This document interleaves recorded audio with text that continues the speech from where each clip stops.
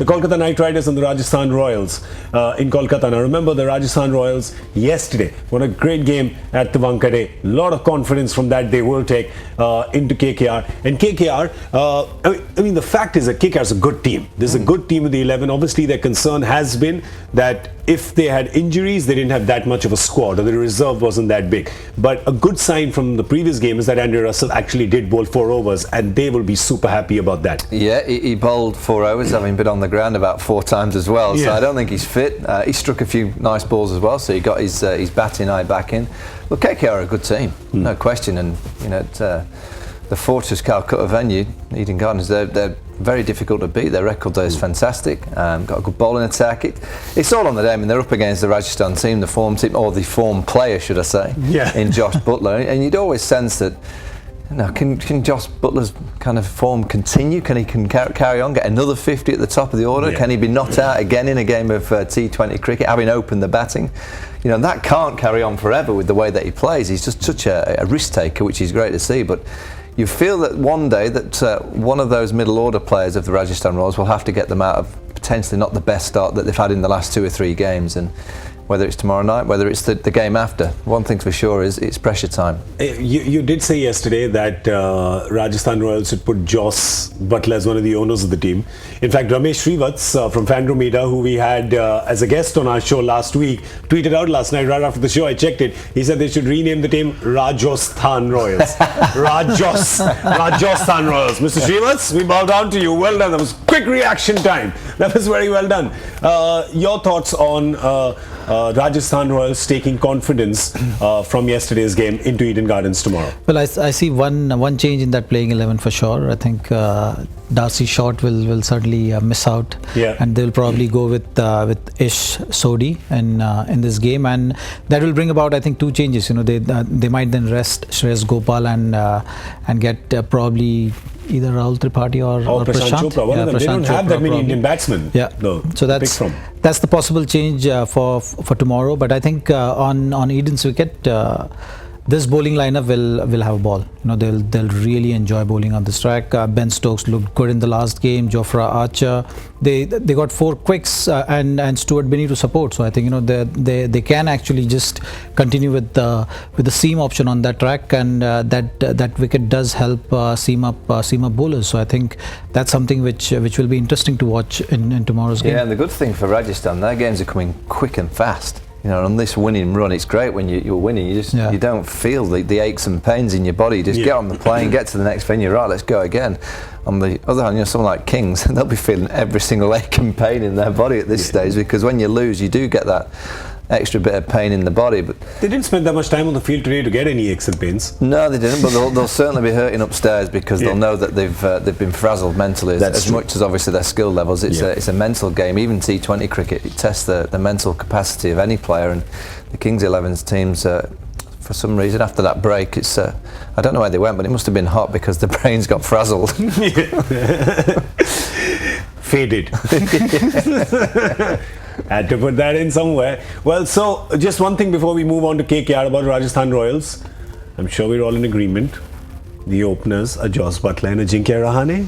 Yeah, it'll be amazing. Unanimously. I can't see Darcy playing. So again, it's got a little bit of pace. You know, it's the one venue that's just been zipping through quite nicely.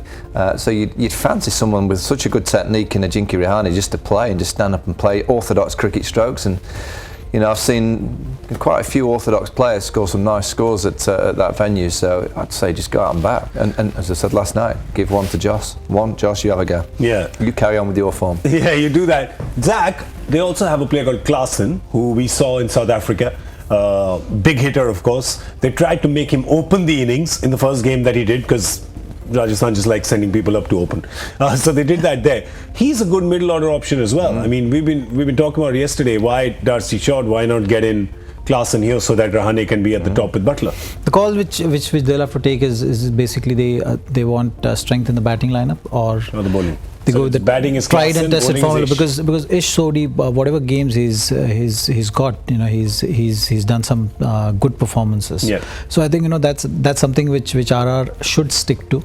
You know, it's always good to bring a player back as soon as, you know, you see the opportunity. You thought, okay, a Mumbai track, you need strength in the batting order. You want to get to that 200 mark. So you played Darcy short, but I think in KKR you can afford to just strengthen that bowling as well a little bit, because it's a tricky track. I mean, you've seen the help for the spinners as well. KKR has been playing with 3 spinners. That's why, I mean, Klassen's renowned as a really good player of spin.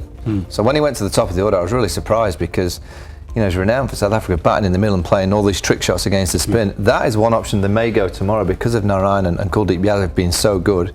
They might just throw him in the middle to try and combat the spin in those middle overs. But they could also go with the East Shodi and go, right, we'll play an extra spinner, because we know it's going to be quite a positive thing to do as well.